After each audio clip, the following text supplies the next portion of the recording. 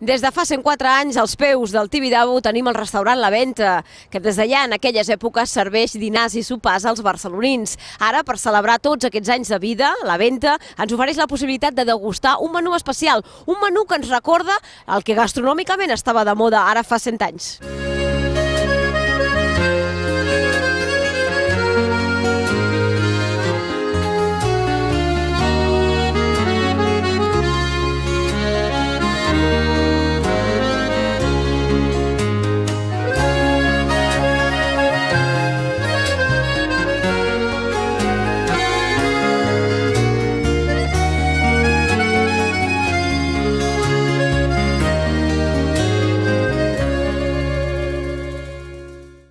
Estem amb el senyor Vinyes, el propietari i l'administrador d'aquest restaurant La Venta, que és un raconet de Barcelona carregat d'història. Sí, aquest restaurant naix, aquesta casa naix com a restaurant el 1904. O sigui, estem als 110 anys d'història, no?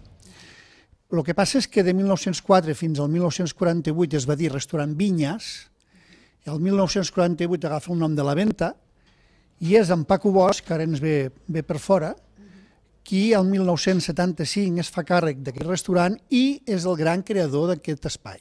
És a dir, ell agafa el restaurant des de la casa que està dins, molt deteriorada, i realment crea l'espai que avui estem visquent. Aquestes terrasses, aquest interior, mantenint molt l'esperit que hi havia en aquell moment i fent que nosaltres ens hi sentíssim des del primer moment com a casa nostra. I què fa un propietari d'una casa muntar un restaurant fa 114 anys aquí a feu del Tibidabo? Clar, aquesta història no la conec jo, però m'imagino que va ser algun avançat que amb el camí que anava d'aquí fins a la carretera, anava a la carretera de Sant Cugat, i bueno, els cavalls, les mules i els carros paraven aquí a fer una mica de parada i fonda. És a dir, una mica La Venta, que en castellà, que seria una mica la fonda nostra. Bueno, és suposar que era això. I nosaltres, el 1975, quan en Paco Bosch, des del 1975 fins al 2013, que és quan nosaltres ens en fem càrrec, doncs ens hi hem trobat sempre molt bé i la veritat és que tenia unes certes dificultats al restaurant en aquells moments, s'han pogut salvar, i ara ens veiem que hi ha una plantilla de professionals que hi eren tots abans, fantàstica, i que ens hi trobem molt a gust, molt bé, molt bé, molt bé. Una casa també amb història, hem de tenir en compte que aquesta casa, si té tants anys com el restaurant, també deu tenir el seu què, oi? És evident, aquestes coses es transmeten, vulguis o no, i es coneguin o no es coneguin, hi ha un rerefons, no? I sí, jo estic convençut de que totes les sopes que s'han fet aquí van sortint a poc davant d'un plat modern. Aposten vostès per un tipus de gastronomia també que té molt en compte els plats típics d'aquí nostres. Evidentment, nosaltres fem una cuina mediterrània però que hem mantingut molt l'esperit d'any darrere any. I avui precisament el dinar és un dinar que recorda la cuina que es feia a Barcelona el 1904. Sí, som un restaurant amb aquest aspecte que mantenim molt la tradició del plat i que intentem recuperar alguna cosa que es havia perdut o que es havia oblidat una mica. L'altre 50% d'aquest restaurant La Venta, que és un clàssic a Barcelona, és el senyor Vilella. Senyor Vilella, primer felicitats, perquè l'edifici que n'han aconseguit que ens transporti a una altra època.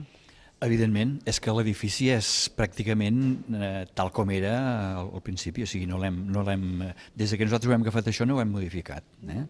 És a dir, si ara ens poséssim les robes de l'any 1904 i vinguéssim de barcelonins que venen de Passeig de Gràcia a passar el dia, quedaria la mar de bé. Probablement aquest espai on estem ara seria el mateix que hi havia en aquella època.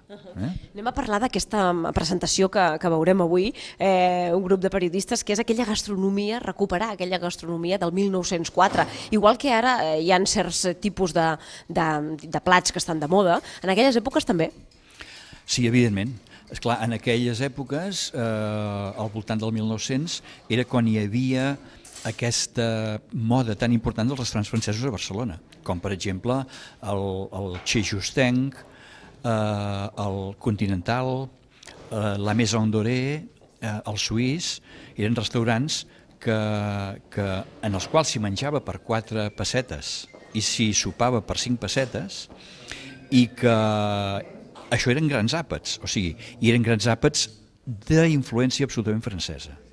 Per què? Perquè la cuina de França estava de moda, no? Quins plats veurem avui com a exemple d'aquella gastronomia tan delicada que tenien els francesos i que van portar cap aquí? Exactament. Doncs primer, veurem plats, comencem amb uns canelons, perquè els canelons van entrar a Catalunya portats per cuiners italians també en aquella època. Per tant, comencem amb uns canelons que, repeteixo, en aquella època van entrar per la Porta Gran de Catalunya, que era Barcelona, i s'han quedat com un dels plats més tradicionals de la nostra carta de menjars. No? Però que arriben a principis de segle per Itàlia, no? Arriben, els porten cuiners italians, els porten cuiners italians. Hem de pensar una cosa, que en aquella època, són 110 anys, però han canviat moltes coses. En aquella època, a Barcelona, es feia el repartiment, per exemple, d'aliments amb rucs. D'aquesta avinguda que estem ara, que es diu Avinguda del Tibidabo, se'n deia Avinguda del Frare Blanc, i els joguets, les joguines que més agradaven a la canalla eren els cavalls de cartró. O sigui, estem parlant de molts anys enrere. Doncs l'àpat aquest que fem avui, evidentment, és un àpat per recordar la cuina d'aquells anys. No?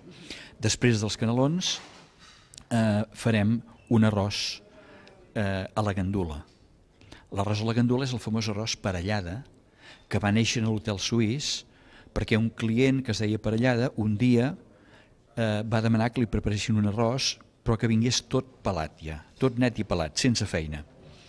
D'aquí ve doncs, que aquest client va anar demanant assíduament aquest arròs tot pelat, i el cambrer d'aquell restaurant que la tenia amb ell va acabar demanant ja més que un arròs, doncs un arròs Parellada, i d'aquí va néixer el nom d'arròs Parellada. No? Després, en aquella època, també hi havia sobretot aquests restaurants de cuina francesa feien un rap orlí amb salsa nantua. La salsa nantua era una salsa d'aquestes que van néixer de la famosa bechamel, i que acompanyava una gran part dels plats que es feien en aquella època, sobretot els plats de peix. No? Per això aquest rap que fem avui el fem acompanyat de salsa nantua.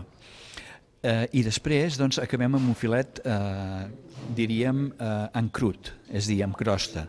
És un filet cobert amb una pasta que tant es podia fer de full com amb una pasta brisa, que cou tot enter en el forn, i aleshores es serveix amb una mica de salsa de cocció, i és un filet doncs, que en aquella època que diríem que la carn de bou era la que estava més de moda, doncs també es trobaven a les cartes d'aquells restaurants. Això vol dir que fins aquí, fins al Tibidabo, pujava gent d'aquella guapa de la Barcelona burguesa de l'època? A veure, nosaltres el primer referent que tenim d'aquesta casa és una targeta postal que està timbrada en l'any 1904 i que hi ha una foto que diu Restaurant Vinyes, perquè curiosament i casualment aquell restaurant es deia Vinyes, Restaurant Vinyes, i avui un dels propietaris d'aquest restaurant és el senyor Lluís Vinyes també, però això és casual. Per tant, és un restaurant d'aquells que ens recorda que hi ha negocis a Barcelona que ja venen de lluny i que la gastronomia en aquella època ja començava a ser un fort a la ciutat. Sí, evidentment. Va ser el moment en què realment va començar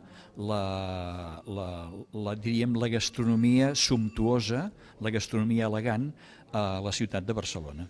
Hi ha una altra cosa que és molt curiosa, que és que en aquella època un gran cuiner català era l'Ignasi Domènech, un cuiner que va estar treballant doncs, amb grans cuiners francesos.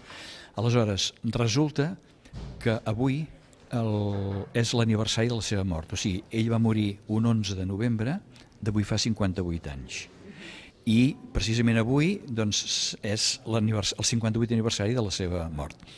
I el postre que fem, que és un biscuit gelat, el fem amb els mateixos motllos, segons la seva recepta, i amb els mateixos motllos que ell utilitzava per fer en aquella època els biscuits glacé, que és el postre que servirem avui nosaltres. Interessantíssim descobrir la història de Barcelona, però també la història gastronòmica de la nostra ciutat, oi que sí? Moltíssimes gràcies per aquest viatge en el temps. De res, a vosaltres, moltes gràcies.